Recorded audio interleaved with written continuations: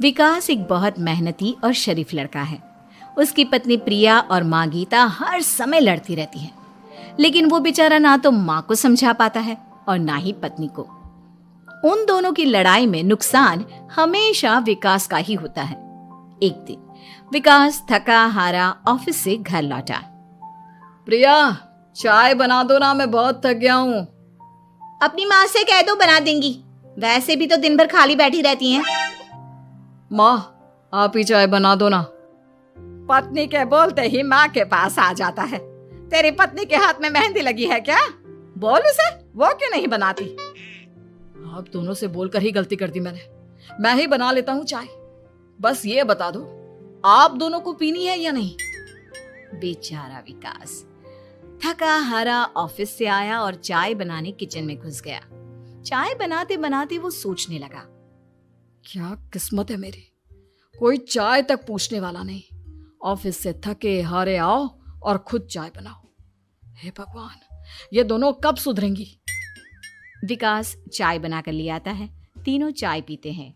चाय पीकर प्रिया ने कहा, चाय तो बहुत अच्छी बनाई है आपने, मजा आ गया। आज बहुत दिनों बाद इतनी अच्छी चाय पी है। हाँ, देख ले, ऐसे बनती है चाय। तेरी तरह नहीं, पानी उबाल कर दे दिया बस।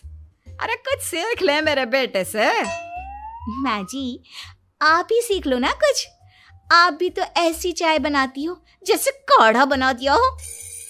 अरे अरे, फिर से शुरू हो गई आप दोनों।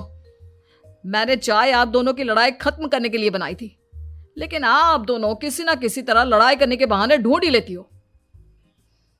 वैसे कल मैं ऑफिस नहीं जा रहा हूं, इसलिए आप दोनों से हाथ जोड़कर कहता हूं कि कल घर में मुझे किसी तरह की कोई लड़ाई नहीं चाहिए। विकास ने अपनी पत्नी और माँ को समझा तो दिया, लेकिन ऐसा संभव ही नहीं था कि उन दोनों में किसी बात को लेकर बहस ही ना हो। जैसे ही सुबह विकास की आंख खुली तो घर में जंग हो रही थी, और आज उस जंग का विषय था कपड़े कौन धोएगा। माँ, प्रिया, आप दोनों को कल समझाया था ना कि लड़ाई नहीं लड़नी है। मैं अपने घर में एक दिन चैन से रहना चाहता हूँ। ये बात क्यों नहीं समझ में आती आप दोनों को?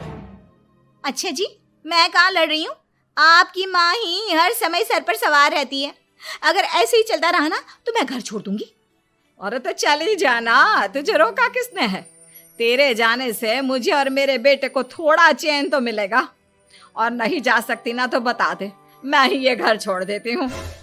बस करो माँ, अगर ऐसे ही चलता रहा ना तो आप लोगों का पता नहीं, लेकिन मैं ये घर जरूर छोड़ दूंगा। अब ये बताओ, लड़ाई किस बात पर हो रही है? अरे मैं सुबह से किचन में काम कर रही हूँ और अभी दोपहर के खाने की भी तैयारी करनी है, लेकिन माँ जी मेरे पीछे पड़ी है, कपड़े धो ले कपड़े धो ले। अरे इतना ही बुरा लग रहा है तो आप खुद धो लो ना। हाँ हाँ, धो लेती, तेरी तरह काम चोर नहीं हूं मैं। लेकिन सुबह से घर की साफ सफाई कर रही हूँ, अब कपड़े नहीं धो सकती।